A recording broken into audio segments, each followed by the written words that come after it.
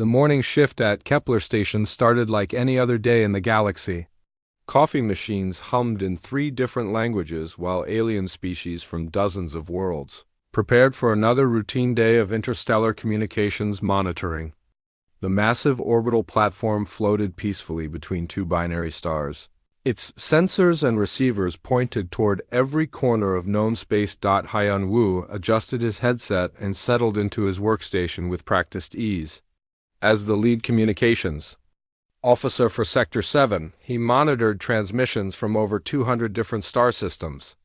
His job was simple but important: keep track of who was talking to whom, flag any distress signals, and make sure the galaxy's communication networks ran smoothly. He took his first sip of coffee and pulled up the daily status reports. Everything looked normal.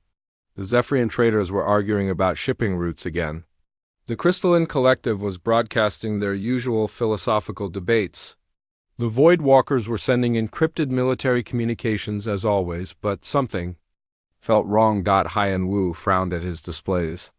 He had been doing this job for 8 years, and he knew the rhythm of galactic communications like a musician knows a familiar song.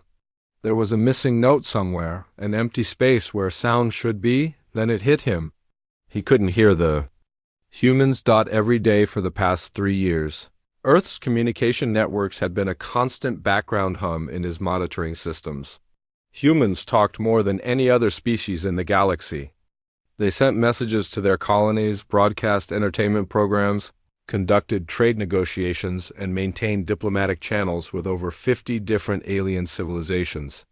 They were loud, energetic, and never seemed to stop communicating. Now, there was nothing. Complete silence from the Sol system. Hyun-woo ran a diagnostic check on his equipment. Everything showed green. He expanded his search parameters and checked backup communication channels. Still nothing from human space. He tried direct hails to Earth, Mars, and the major human colonies. No response. His supervisor Dayun noticed his puzzled expression and walked over to his station.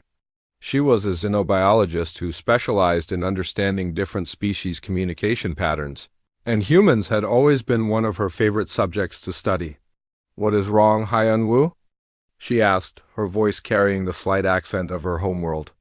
"I cannot find any human communications today." "Nothing from Earth or any of their colonies?" "It is like they all stopped talking at the same time." Dayun raised her eyebrows.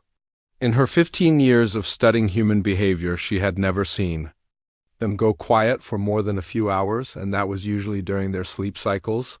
Humans were social creatures who seemed to need constant contact with each other. "Run a deep scan of the Sol system," she said. "Check all frequencies and communication protocols they normally use." Hyun-woo's fingers moved quickly across his control panel. The station's powerful sensors turned toward human space and began a comprehensive sweep of all known communication methods. The results came back within minutes. No radio transmissions. No quantum communications. No subspace messages. No diplomatic channels. No emergency broadcasts. No commercial traffic. No military communications. Nothing at all. Yoon felt a chill run down her spine. She had studied human psychology extensively, and this silence was completely against their nature. Humans were curious, social, and talkative. They shared everything from their daily meals to their deepest philosophical thoughts with anyone who would listen. They formed emotional bonds with other species and maintained those relationships through constant communication. "When did it start?" she asked. Hyun-woo checked the timestamps on his last recorded human transmissions. According to the logs, the last human message was received exactly 18 hours and 43 minutes ago. It was a routine trade inquiry from a merchant vessel near Jupiter. Since then, complete silence. Yoon walked to her own workstation and began pulling up historical data on human communication patterns. The graphs and charts told a story that made no sense. Human communication traffic had been completely normal right up until 18 hours ago. There was no gradual decline, no technical difficulties, no warning signs. The communications had simply stopped as if someone had thrown a switch. Other species on the monitoring station began to notice the anomaly. News traveled fast in the confined space of an orbital platform, and within an hour, representatives from a dozen different civilizations were gathering around Hyanwu's workstation to stare at the empty displays where human chatter should have been. Captain Taman arrived from the station's command center, his military bearing evident even in civilian clothes. He was a veteran officer who had served in several diplomatic missions involving humans, and he understood their behavior better than most aliens. "What are the possible explanations?" he asked Dion directly. She had been thinking about that question. "For the past hour, there are several possibilities. A massive solar flare could have disrupted their communications, but our sensors show no unusual activity in their solar system. A plague or natural disaster might have affected their ability to communicate, but humans have backup systems on multiple worlds. Technical failure is possible, but humans are very good with technology and they have redundant communication networks." Taman nodded. "What about military action? If someone had attacked human space, we would have detected weapons fire, explosions, or distress calls. There is no evidence of any conflict. The silence is too complete and too sudden for a normal military engagement." A crystalline delegate spoke up from the back of the group. "Perhaps they have finally learned wisdom and chosen to remain quiet like civilized beings should." Diane shook her head firmly. "That is impossible. Humans do not work that way." Asking humans to stop communicating would be like asking water to stop being wet. It goes against their fundamental nature. The group fell silent as they contemplated the implications.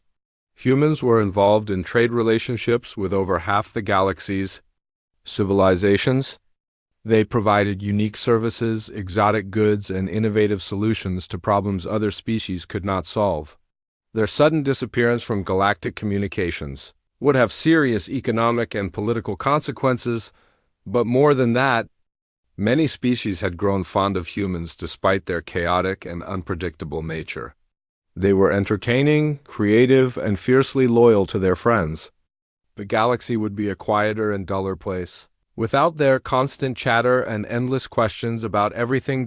Captain Taman made a decision that would change the course of galactic history. "I am calling an emergency session of the Galactic Communications Council. We need to organize an investigation fleet to travel to the Sol system and find out what happened to the humans."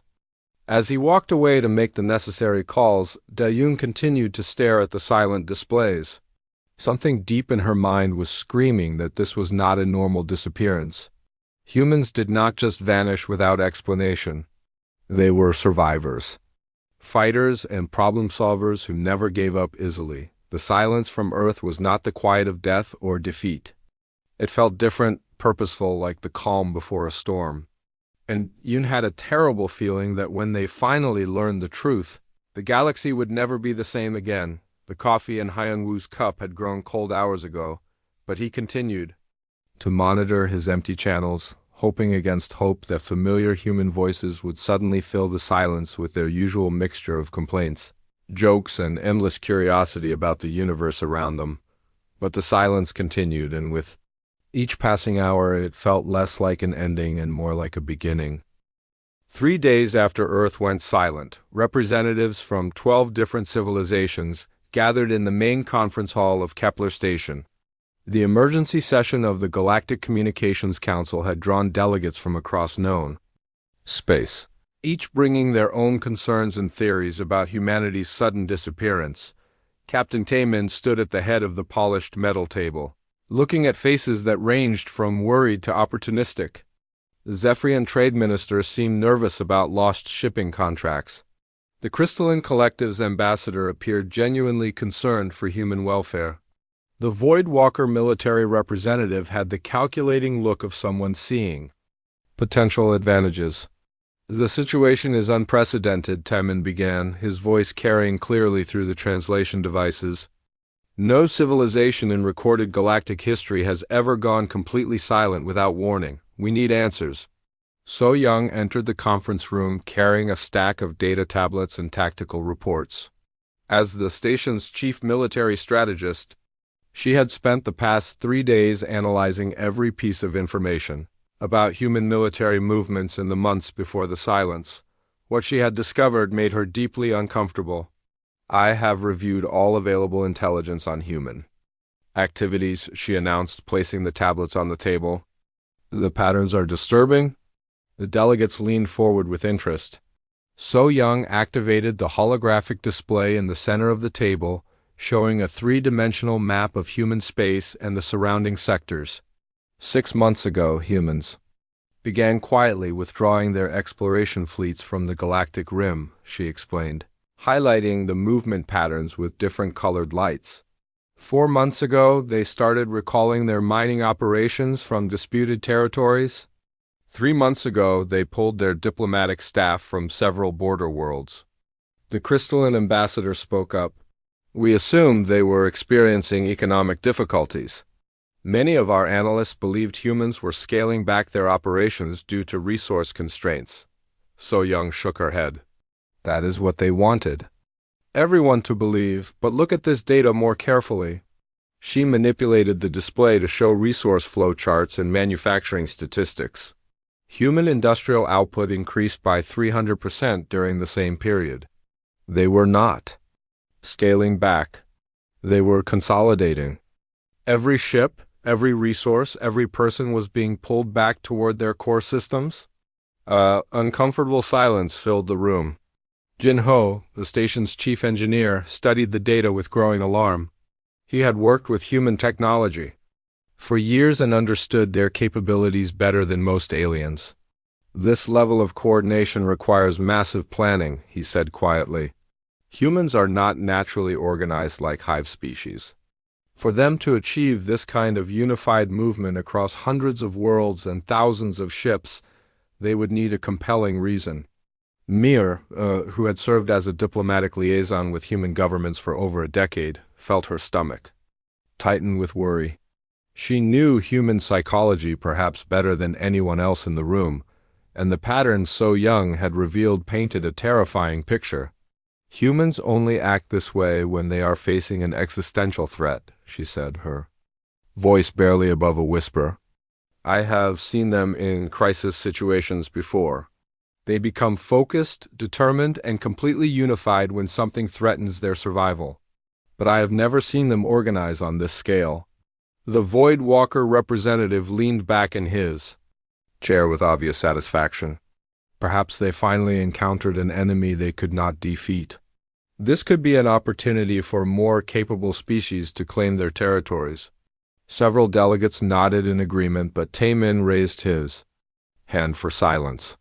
That is exactly the kind of thinking that could lead to disaster. We know nothing about what caused humanity's withdrawal.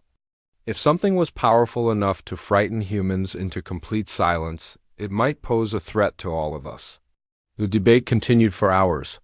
Some delegates argued for immediate territorial claims on human space. Others wanted to send small scout ships to probe human defenses. A few suggested waiting to see if the humans would eventually resume communications on their own. Finally, Mira stood up and addressed the room with passion in her voice. I have studied humans for most of my adult life. I have seen them face impossible odds and find ways to win. I have watched them sacrifice everything to protect their friends and allies. They are stubborn, creative, and absolutely refuse to give up when something important is at stake. She paused, looking directly at each delegate. If humans have gone silent, it is not because they are defeated. It is because they are preparing for something. And if they are preparing for something big enough to require the complete mobilization of their entire civilization, then we need to find out what it is before it affects the rest of us, Captain Taemin nodded approvingly. Mira is correct. I am proposing the formation of a joint investigation fleet to travel to human space and determine their status. We will approach peacefully and attempt to re-establish communication. The voting process took another 2 hours, but eventually a majority of the delegates agreed to support the investigation mission. However, their motives were mixed. Some genuinely wanted to help their human allies. Others hoped to gather intelligence on human weaknesses. A few planned to be ready to claim valuable human territories if the opportunity arose. The investigation fleet came together over the following week. Captain Taemin was given command of the flagship Stellar Dawn, a fast cruiser equipped with advanced sensors and communication equipment. 5 other vessels joined the fleet, each representing different galactic civilizations and bringing their own specialized capabilities. Jin-Ho was assigned as the fleet's chief engineer, with particular responsibility for analyzing any human technology they might encounter. His experience with human engineering practices could prove invaluable if they needed to understand or interact with human systems. So Young took the position of Fleet Tactical Officer, tasked with assessing any military situations they might face. Her analysis of human military preparations had convinced her that they were likely to encounter defenses unlike anything the galaxy had seen before. Mira joined as the fleet's diplomatic specialist, hoping her knowledge of human culture and psychology would help them make peaceful contact. She had a growing fear that they might find humans in a state of siege mentality, viewing any alien approach as a potential threat. As the investigation fleet prepared to depart Kepler Station, Dayun remained at her monitoring post, continuing to scan for any sign of human communications. The silence from Earth remained absolute and unbroken. She watched the fleet's departure through the observation deck windows, 6 ships disappearing into hyperspace toward the Sol system. Part of her envied the crew members who would finally get answers to the questions that had been haunting her for over a week, but another part of her was terrified of what those answers might be. The galaxy had grown comfortable with humans as predictable trading partners and reliable allies. They were seen as energetic but manageable, powerful but not threatening to the established order. If the investigation fleet was right, and humans had mobilized their entire civilization for some unknown purpose, then everything the galaxy thought it knew about humanity was about to change. Dune returned to her workstation and continued her lonely vigil, monitoring empty communication channels and hoping that when the fleet reached human space, they would find friends rather than something else entirely. The investigation fleet dropped out of hyperspace at the edge of the Sol system after a journey that had taken 2 weeks. Captain Taemin stood on the bridge of the Stellar Dawn, staring at the sensor displays that showed what appeared to be a completely normal human solar system. 2 normal. Dong Hyan, the fleet's science officer, ran his instruments across every planet and moon in the system. His readings showed Earth in its proper orbit around the Sun, with Mars, Jupiter, and all the other planets exactly where they should be. But something felt fundamentally wrong about what he was seeing. "Captain, the energy signatures are not matching our records," he reported, his voice filled with confusion. "The planets are there, but they are not giving off the right electromagnetic patterns." Eunji, the communications expert, had been trying to establish contact with Earth since the moment they arrived. Her equipment was the most advanced in the galaxy, capable of detecting even the faintest whisper of electronic activity. But her screens remained stubbornly blank. "I am detecting no communications at all," she announced. "No radio waves, no quantum transmissions, no subspace signals. It is as if the entire system is electronically dead." Wu Jin, the fleet's security chief, paced nervously around the bridge. Something about the situation was making his combat instincts scream warnings. He had fought in 3 interstellar conflicts and survived countless dangerous situations by trusting his gut feelings. Right now, his gut was telling him they were walking into a trap. "This does not feel right," he said for the 4th time in an hour. Humans do not just disappear. They fight, they adapt, they find solutions, they do not give up and vanish.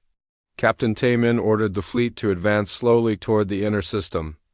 As they got closer to Earth, the sensor readings became even more confusing. Long-range scans showed no cities, no orbital platforms, no space traffic, no signs of the bustling civilization that had been there just weeks ago.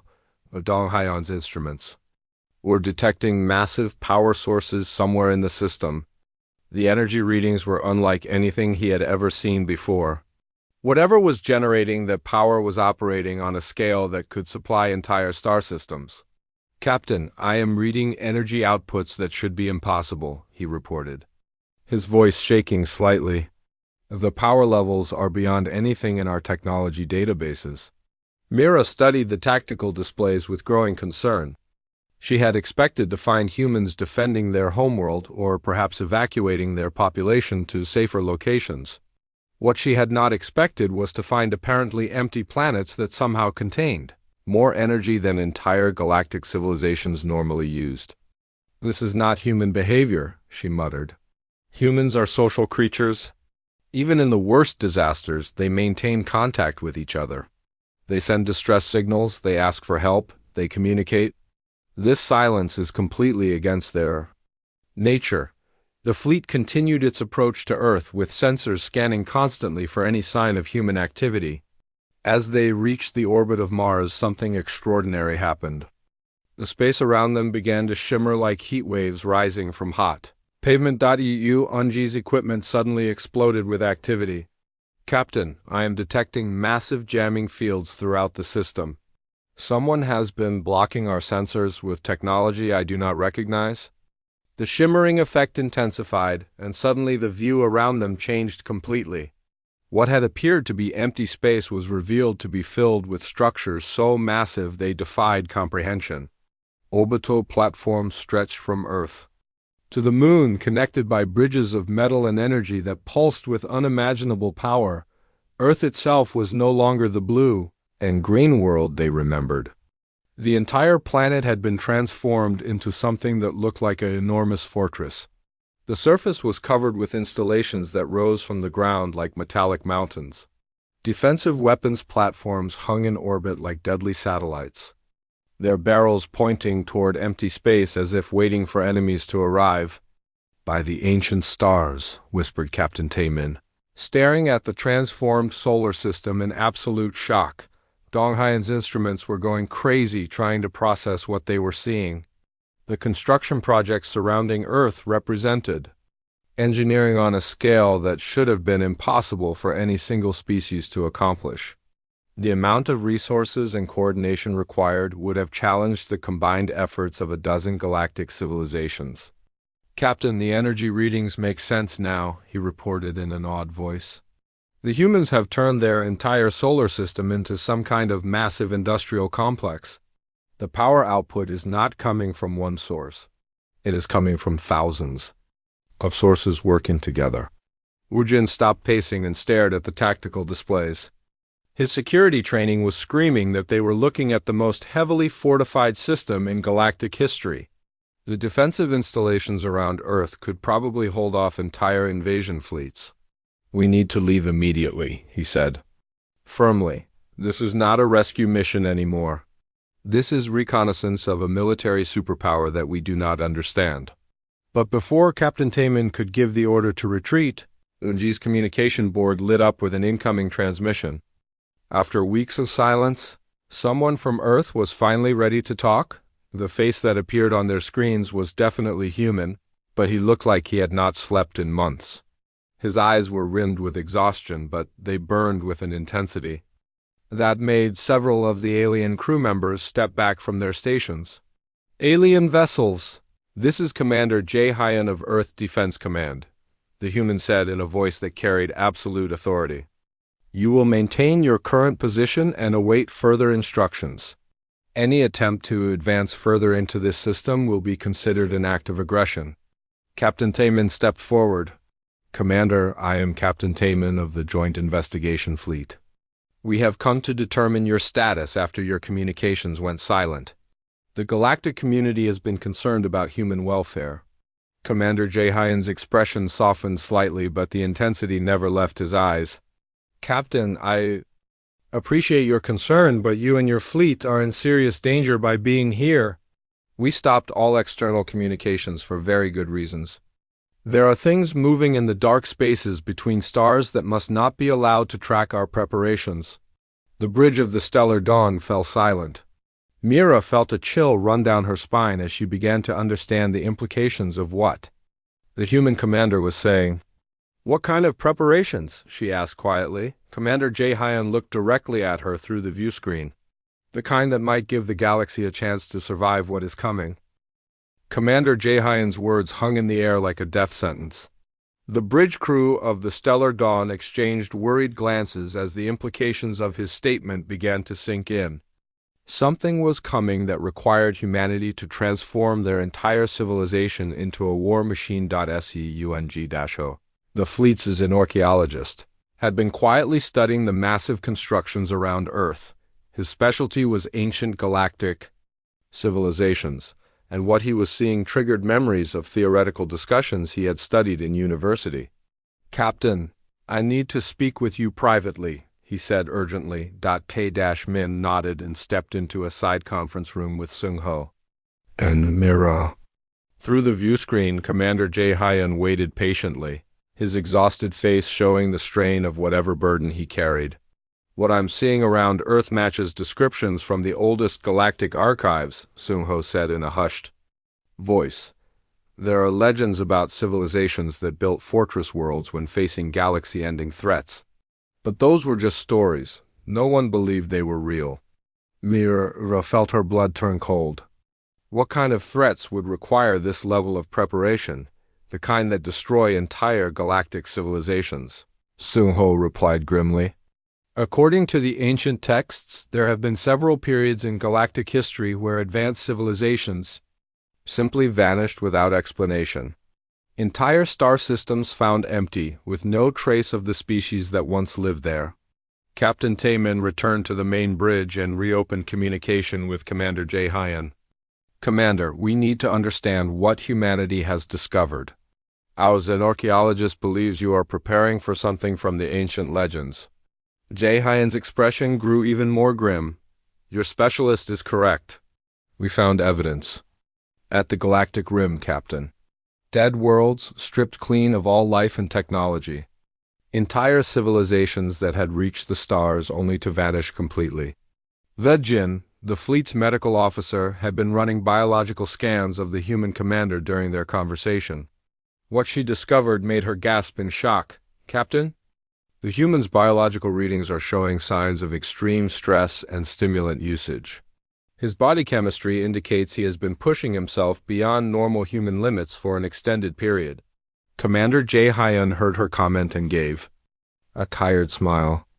"Doctor, every human in this system has been running on emergency stimulants and determination for the past 6 months. We have not had the luxury of normal sleep cycles since we discovered what is coming for us."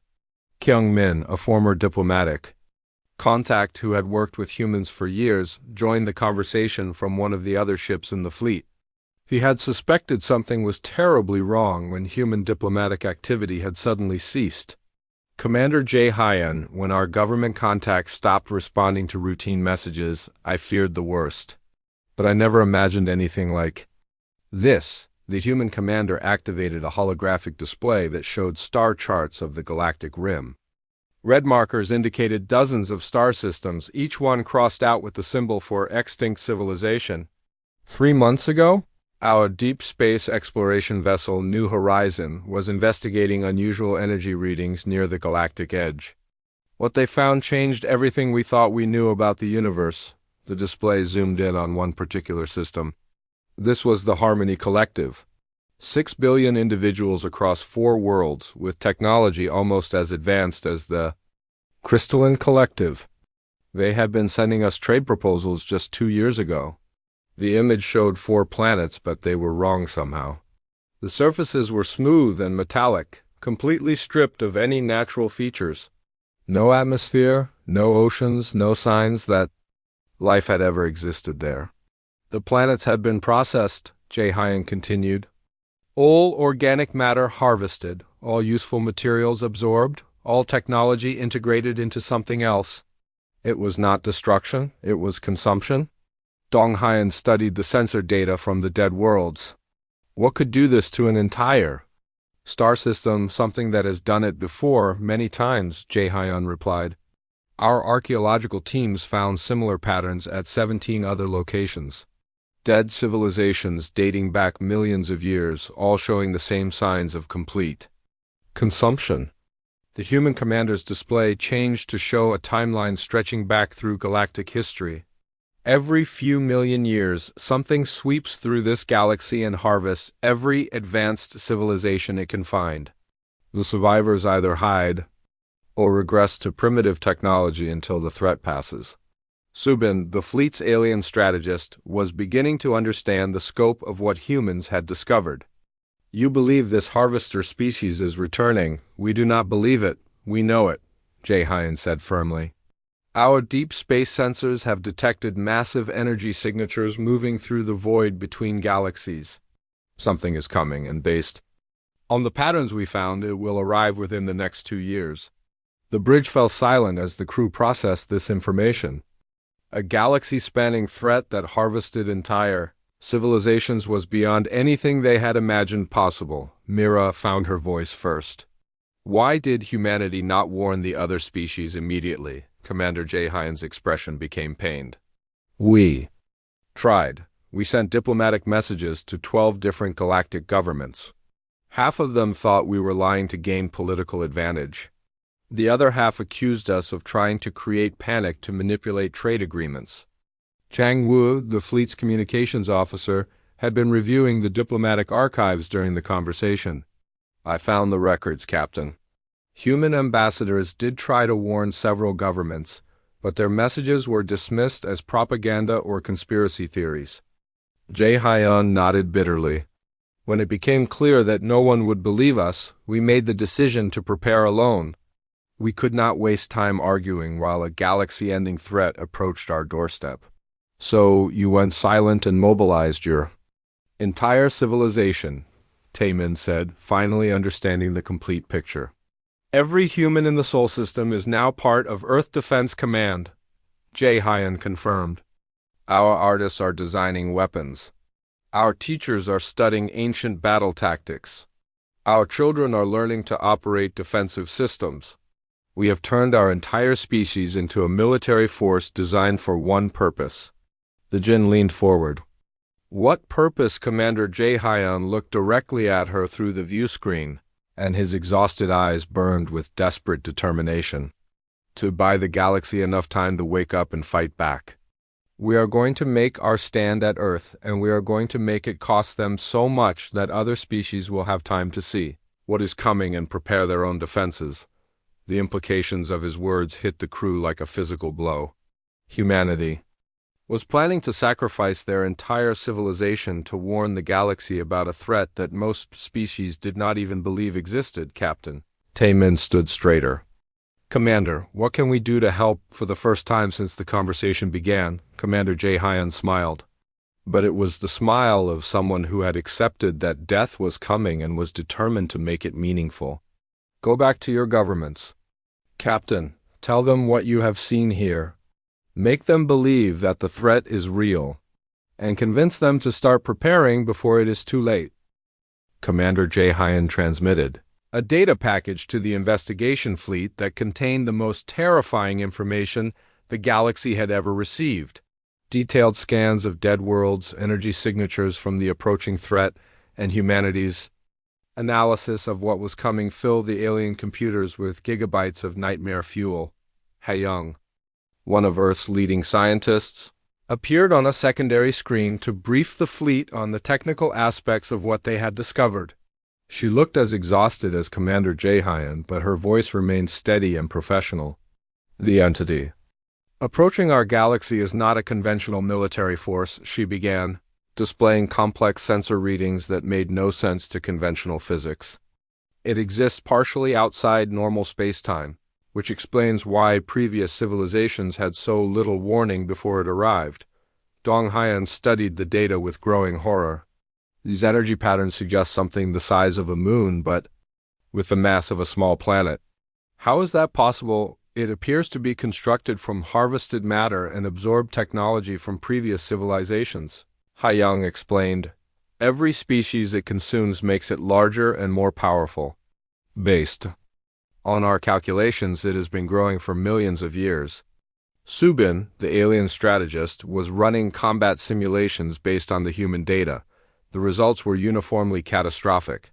According to these projections, no single species in the galaxy has sufficient military power to resist this threat.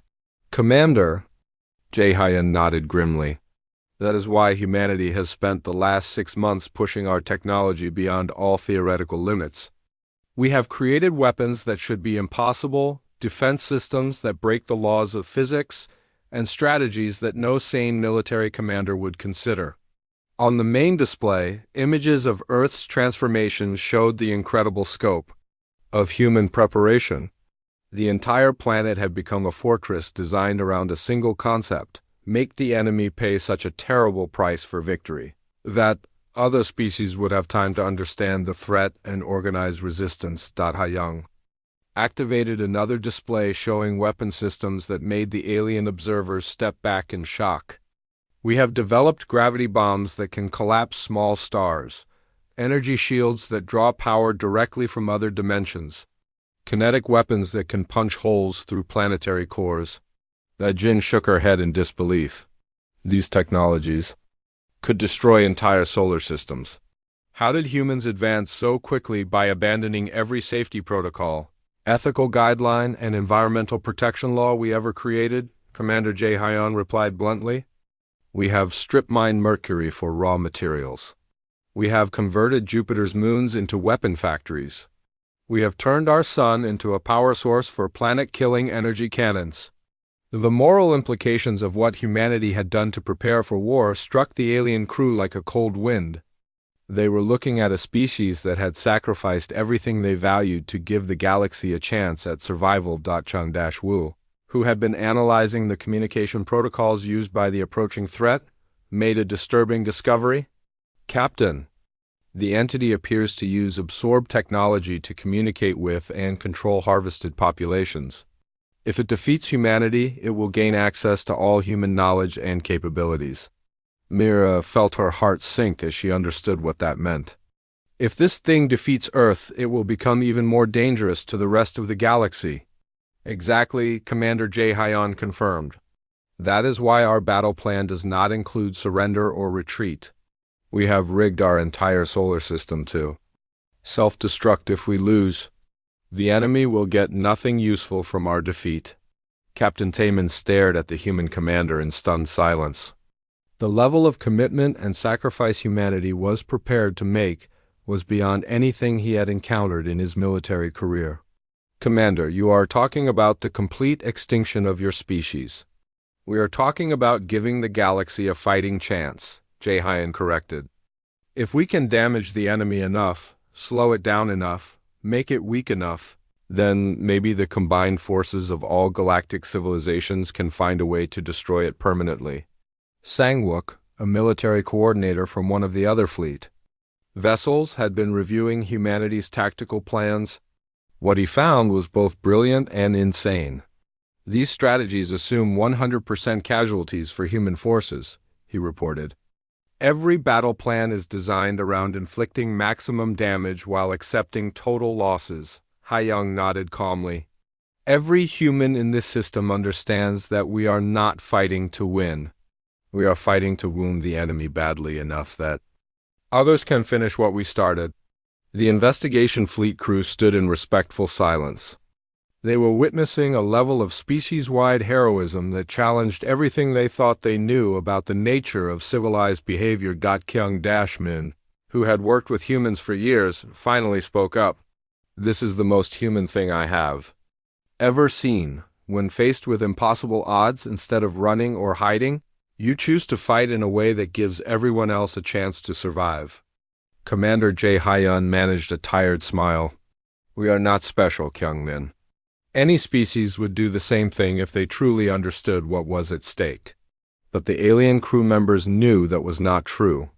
Most civilizations, when faced with a galaxy-ending threat, would try to negotiate, hide, or flee to another galaxy. Only humans would respond by turning their entire civilization into a weapon designed to save everyone else. The data transmission from Earth continued for several more hours, filling the fleet's computers with detailed information about the approaching threat, human defensive preparations, and tactical recommendations for other species. As the briefing concluded, Commander J. Hyon delivered his final message to the investigation fleet. Captain Taemin, you and your crews are now the most important people in the galaxy. You carry proof that the threat is real and information about how to fight it. The survival of every civilization depends on whether you can convince your governments to take this seriously and begin their own preparations. He paused, looking directly at each member of the alien crew.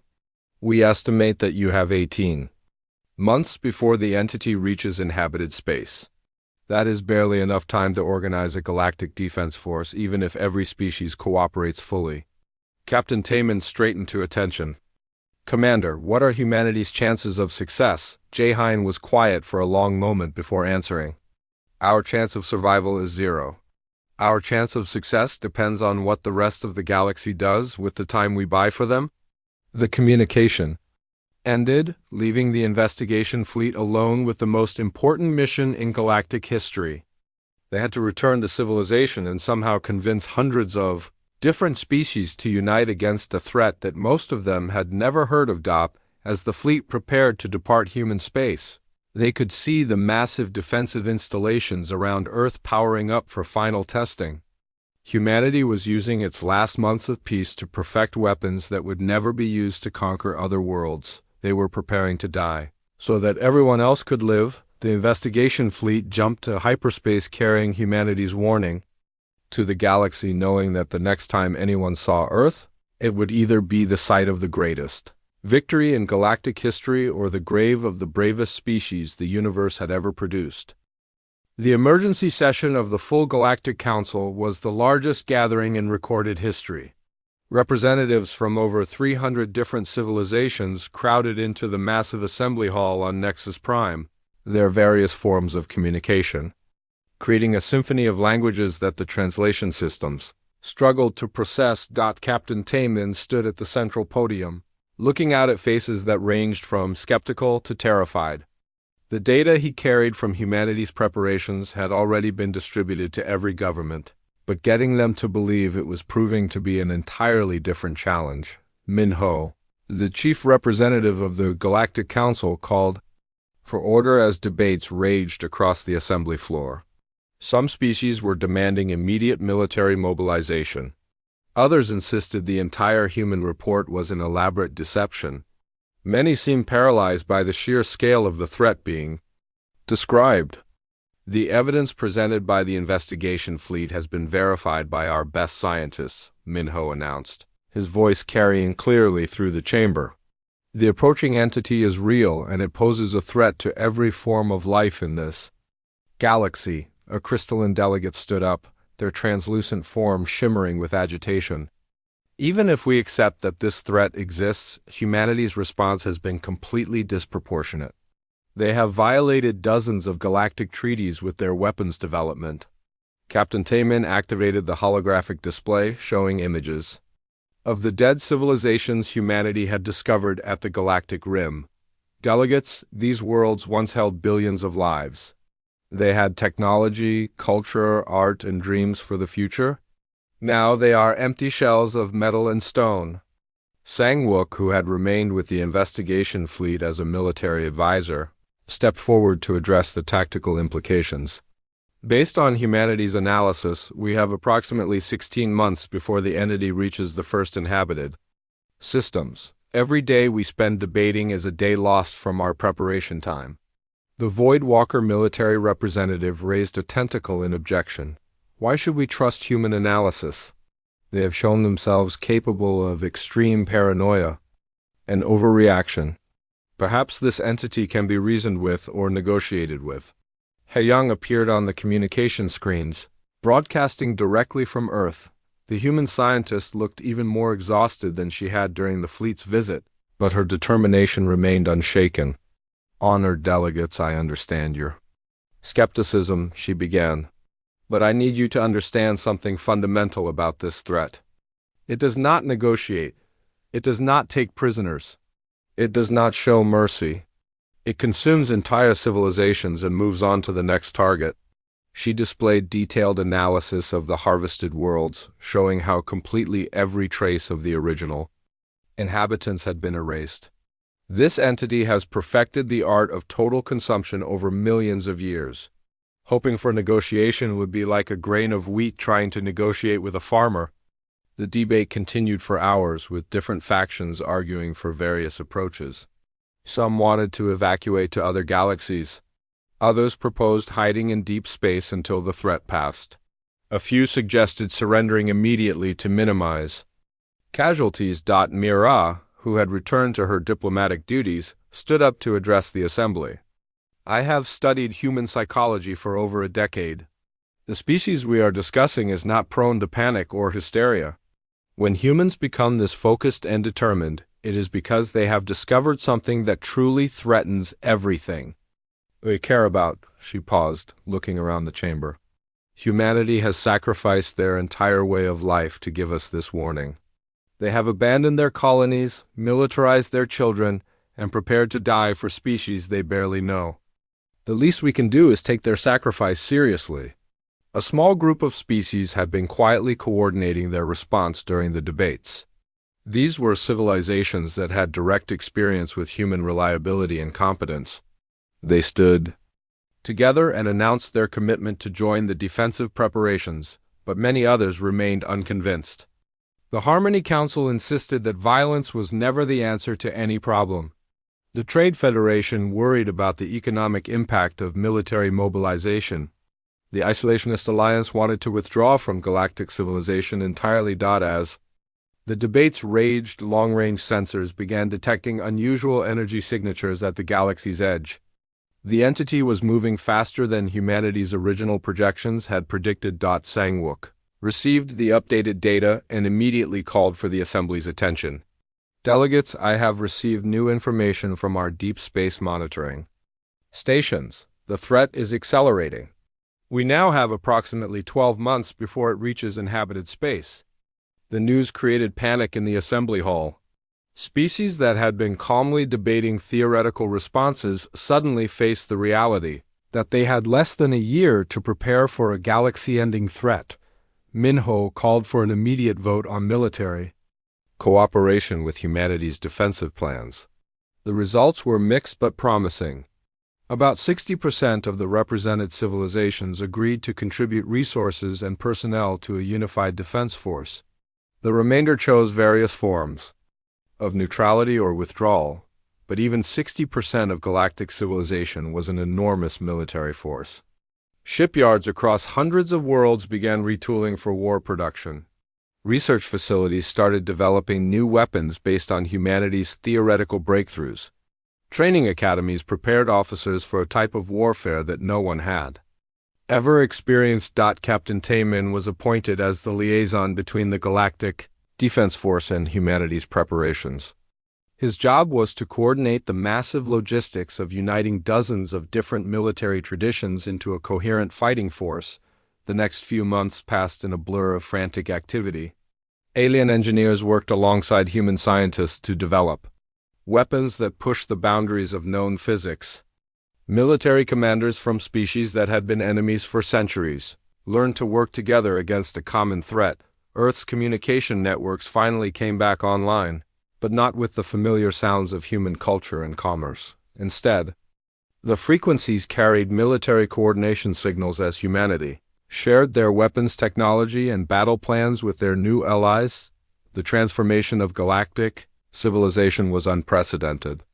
Species that had never cooperated on anything began working together with desperate efficiency. Ancient rivalries were set aside as everyone focused on the approaching threat, but even with the combined resources of hundreds of civilizations, military analysts knew the odds of success were slim. The entity had grown stronger with each civilization it consumed over millions of years. It had advantages in technology, experience, and raw power that would be difficult to overcome. As the final preparations were completed, long-range scouts reported that the entity had entered the outer rim of the galaxy. First contact would occur at humanity's defensive line around Earth within weeks. Commander Jae Hyon sent a final message to the assembled galactic fleet. To all species fighting alongside humanity today, we thank you for believing in our cause. Whether we win or lose, we will face this threat together as equals. The combined fleets took their positions around Earth, creating the largest military formation in galactic history. Human vessels carrying weapons that could crack planets worked alongside alien ships equipped with technology beyond imagination. As the entity approached the Sol system, its true size became apparent. It was larger than Earth's moon but moved through space like a living creature. Its surface writhed with absorbed technology from 1,000 dead civilizations. The galaxy held its breath as the greatest battle in universal history was about to begin. Humanity had gone silent to prepare for this moment. Now it was time to discover whether their sacrifice would save everyone else or whether this would be the end of intelligent life in their galaxy. But regardless of the outcome, the galaxy had learned something important about the species called humanity. When faced with extinction, humans did not seek to save only themselves. They chose to save everyone.